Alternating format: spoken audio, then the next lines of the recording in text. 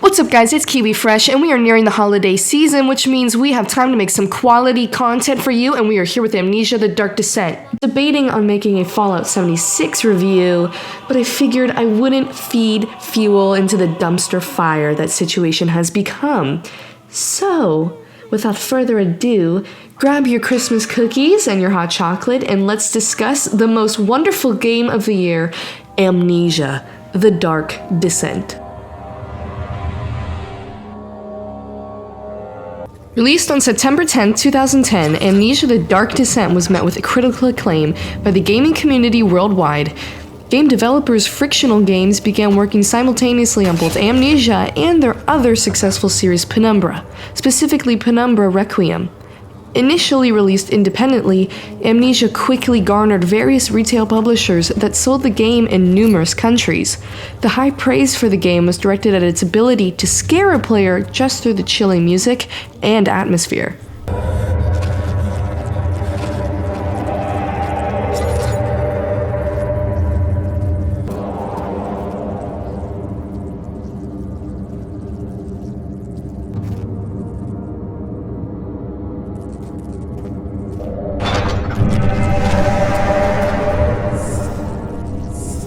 Let me tell you, I 100% agree with the fact that the music scares people, alright?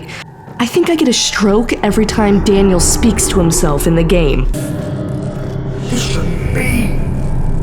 Don't forget. The plot commences with a delirious young man of whom the beginning scenes explain that he remembers relatively nothing besides that he is Daniel and that he's from Mayfair, London. Stumbling through a dark medieval castle with atmospheric rain pouring on the walls, the game already strikes fear into the player's heart. Quickly, the player learns in a letter Daniel wrote to himself that Daniel chose to drink a strikingly look-alike Pepto-Bismol amnesia mixture to forget past insidious events that he partook in and to kill the nefarious Baron of the castle, Alexander of Brennenburg. Go to the Inner Sanctum, find Alexander, and kill him. His body is old and weak, and yours, young and strong. He will be no match for you. The story carries on as you proceed throughout the castle, picking up diary entries and mementos on the way to piece Daniel's noggin together. Oh, and did I forget to mention that the player's only source of light is an oil lantern that runs out of oil incredibly fast, and tinderboxes that are scattered throughout the castle? Also the fact that Daniel has nyctophobia, fear of darkness.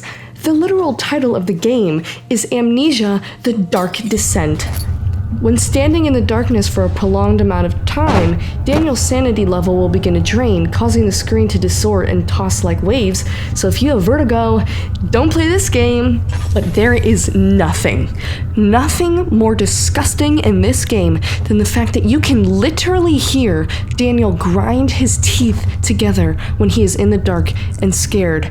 And it will bring tears to your eyes because it made me want to vomit.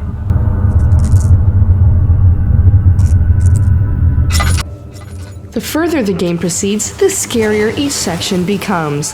One of the most memorable moments would be that of the water level, in which an invisible monster, known as the Kern, chases and attacks Daniel if he steps onto the floor, which is flooded with water. An expert at this game would just shudder at the sound of water level.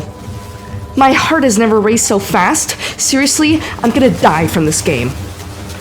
Just the amount of stress put on the player during this moment is truly terrifying, and this section is definitely one of the most iconic moments in all of gaming history. Hello? It's Kiwi.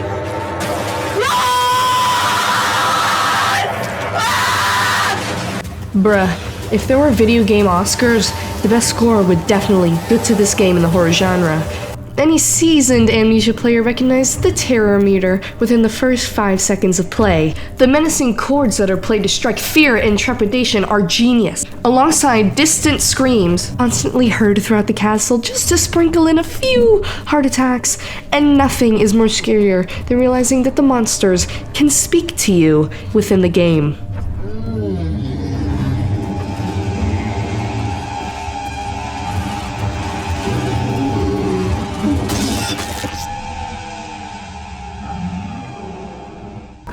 Frictional Games really knew what they were doing when they were making each level and carefully created room in the hellhole known as Castle Brennenburg.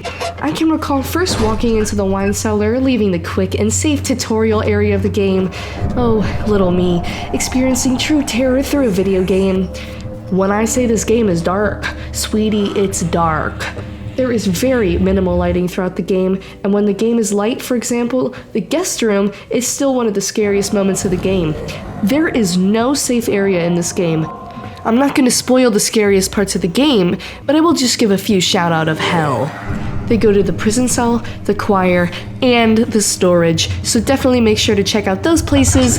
They're very fun. Amnesia: The Dark Descent set forth a new era for horror in the video game industry. Few recent games have made the reach to God's tier status as Dark Descent. Its ability to use atmosphere and level design with very few jump scares is indescribable.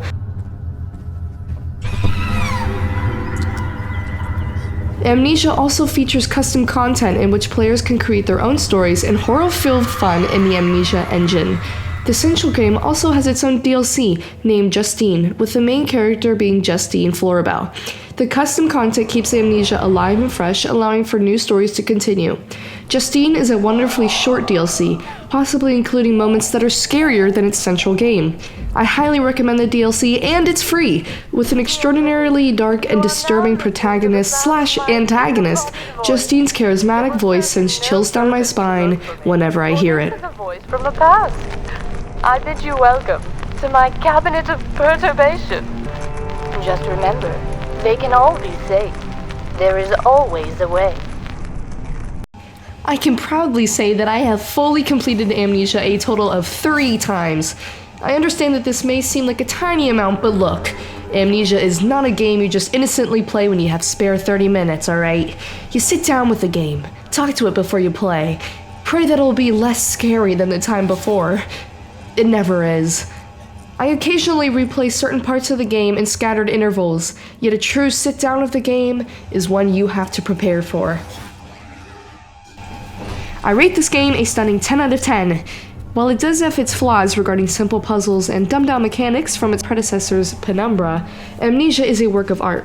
While I have not played the sequel, I've heard mixed reviews about it, which is a shame. I may check it out in the future. All I know is, Amnesia: The Dark Descent will forever be at the top of my favorite games of all time. I am so glad to have experienced this game, and I believe it jump-started a lot of different interests in my life.